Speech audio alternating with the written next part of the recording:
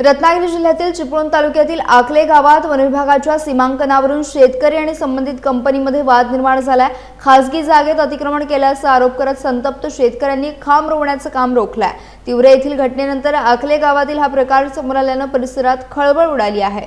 मिळालेल्या माहितीनुसार ओडिशा येथील Lloyds metal and energy limited या कंपनीने सुमारे 39 हेक्टर जमीन खरेदी करून ती वनविभागाला हस्तांतरित केली होती। मात्र सीमांकन करताना प्रत्यक्ष खरेदी केलेल्या जागेऐवजी शेतकऱ्यांच्या मालकीच्या जमिनीत खांब रोवण्यात आल्याचा आरोप स्थानिक शेतकऱ्यांनी केलाय। याशिवाय सीमांकन करण्यापूर्वी स्थानिक जमीन मालकांना कोणतीही पूर्वसूचना देण्यात आली नसल्याचा आरोप देखील करण्यात आला। या पार्श्वभूमीवर शेतकरी आणि ठेकेदार यांच्यात संघर्ष निर्माण झाला असून संतप्त ग्रामस्थांनी काम थांबवलंय। दरम्यान प्रशासनाचा अधिकारी घटनास्थळी उपस्थित नसल्याने वाद अधिक चिघळला। या प्रकरणी शेतकऱ्यांनी महसूल विभाग आणि पोलिसांकडे तक्रार दाखल केली असून योग्य चौकशी करून न्याय द्यावा अशी मागणी करण्यात आली आहे। आम्ही गजमलवाडीतील रहिवासी असून आज 10/24 आम्ही जो नवनाथ पवार हा माणूस इथं आमच्या शेजारच्या जागेमध्ये पोल रोवत असताना आमच्या जागेमध्येच त्यांनी पोल रोवलेले आहेत। तर हा समोरचा जो डोंगर आहे त्याच्या पलीकडे त्याची 10/24 ची जागा आहे, पण ते जागा सोडून त्यांनी आमच्या जागेमध्ये पोल रोवण्याचं काम त्यांनी 8 दिवसापूर्वी चालू केलं होतं। आम्हाला कोणतीही पूर्वसूचना न देता त्यांनी हे काम केलं, म्हणून आम्ही त्याला विचारणा केली असता त्याने सांगितलं की आम्ही हे सर्वे केलेले आहे। तर आम्हाला कुठलीही पूर्वसूचना न देता त्यांनी आमच्या जमिनीमध्ये पोल रोवलेले आहेत। आम्ही त्या संदर्भात प्रांत साहेब, तहसीलदार साहेब, पोलीस स्टेशनला आम्ही संपूर्ण आम्ही त्याचं रीतसर आम्ही कारवाई केलेली आहे। तरी पण आज त्या 8 दिवसानंतर पण त्याने आमच्या जागेत पोल रोवण्याचं काम चालू केलेलं आहे। तरी या संदर्भात त्यांनी हे करा की त्याची योग्य ती कारवाई व्हावी अशी मी विनंती करतो।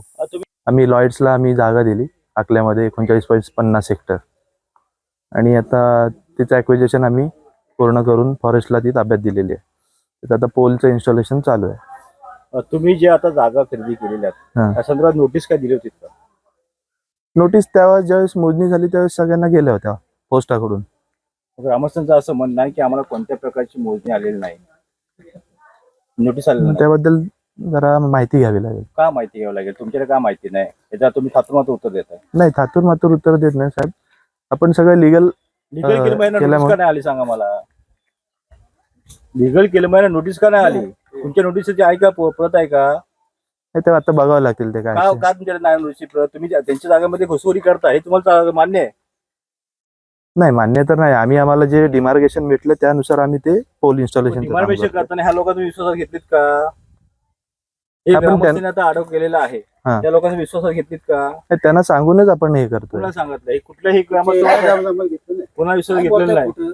ऐका जरा, कुठल्याही ग्रामस्थ विश्वास घेतलं म्हणून तरी काम बंद केलेलं आहे, बरोबर? चुकीच्या पद्धतीने तुम्ही काम करत आहात। आपण त्याच्या मोजणी पुन्हा एकदा करू आणि मग त्यानुसार डिमार्केशन मिळेल त्यानुसार मग ते आता जे भेटलंय ते पण आपण लिगलीच केलेलं आहे। आता जी आपण मोजणी केलेली आहे पण ती ऑफिस मध्ये बसून गेली का मोजणी? नाही, जागेवरती येऊन केले। त्याचे डिमार्केशन कसे मिळणार आपल्याला?